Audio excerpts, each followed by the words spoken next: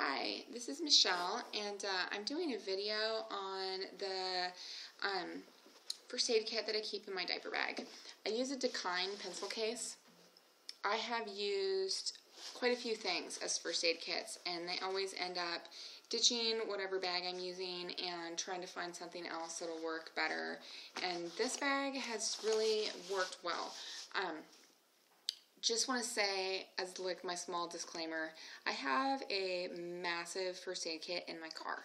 So this is just meant for bumps and bruises at the park or the beach or somewhere where we're out. Anything serious, I have a very well-stocked kit in my car.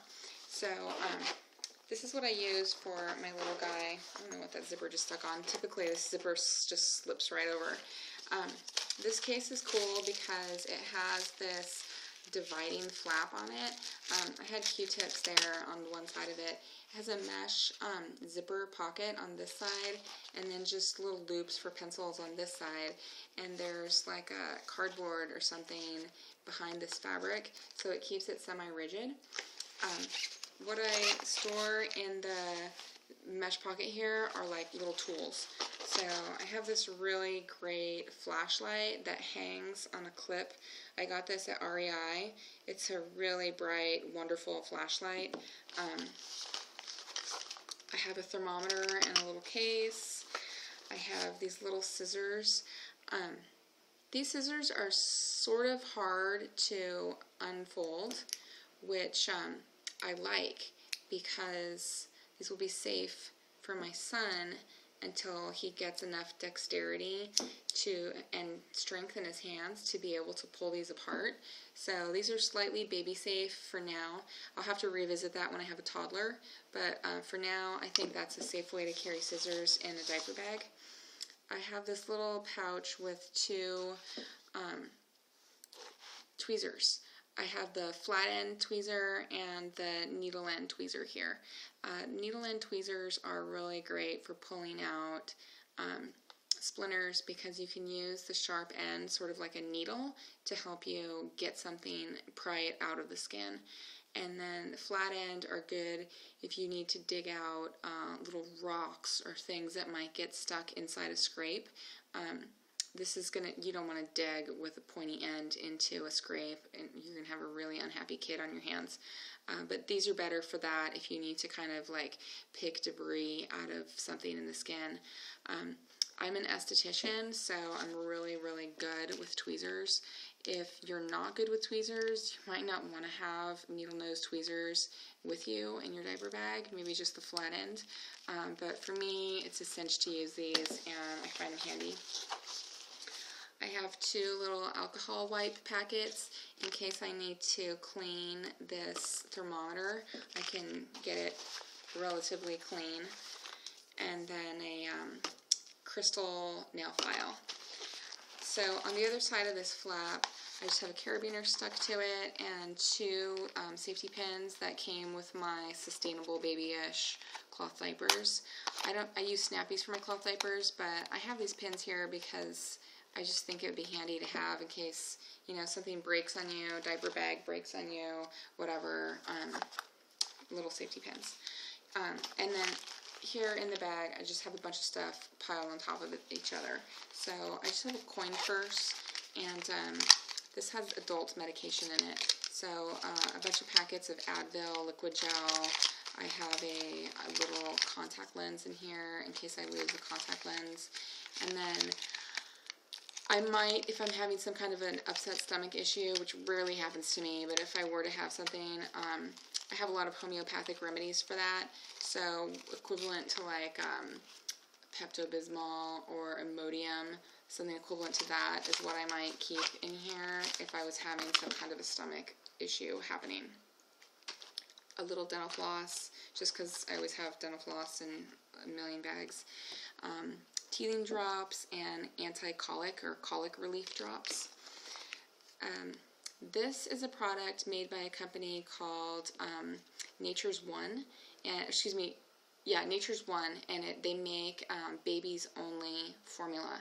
I love this company. I love babies only formula for a lot of reasons. I could do a whole video on why I love that formula. but their stuff is organic and very healthy. And so this is like a healthy version of Pedialyte. So I keep this to just stick in some water if my son were to get dehydrated, or if I were to get dehydrated. Anybody, shoot, if you had a hangover, you could drink this and it would get that pounder headache from dehydration. There you go. This is papaya enzyme, or pawpaw. This is an Australian product. If you watch my videos, you know that I am in love with pawpaw.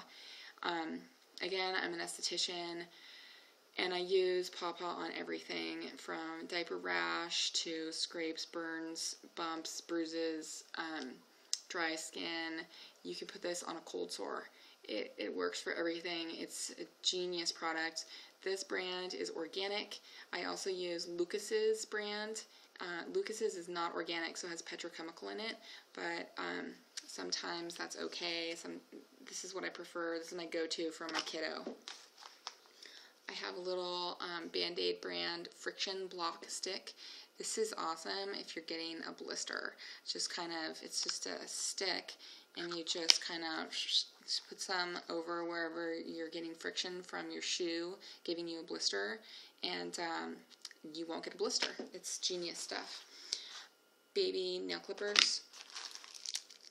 A little bag with 2 exam gloves. So if I was working on a kid that wasn't my kid, or if my hands were dirty and my son needed to get a cut cleaned up, I could clean someone in a sanitary way, provide first aid for someone.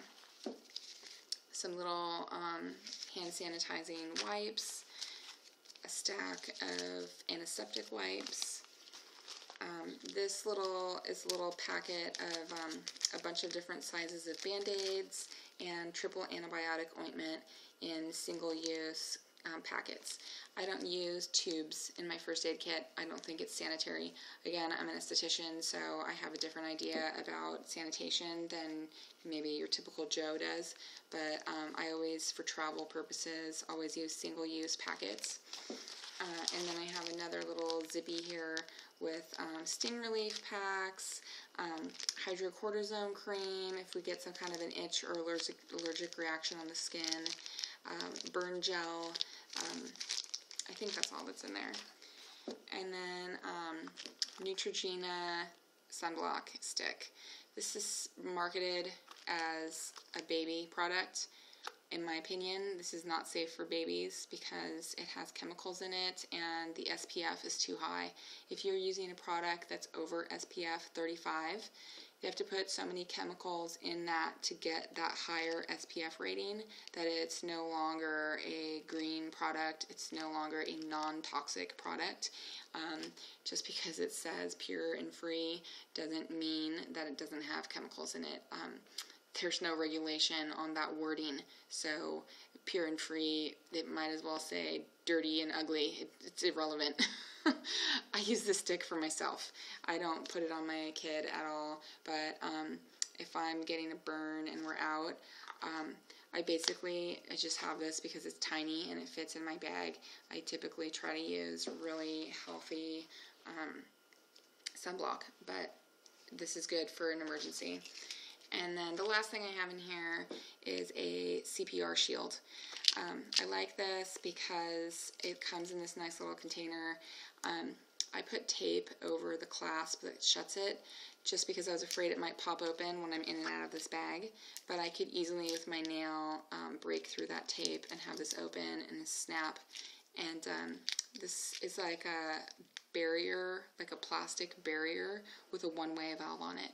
So if I was resuscitating someone with a bloody mouth that I thought might vomit, for someone that I didn't know, someone that didn't know me, it'd be good to use this shield for sanitation purposes.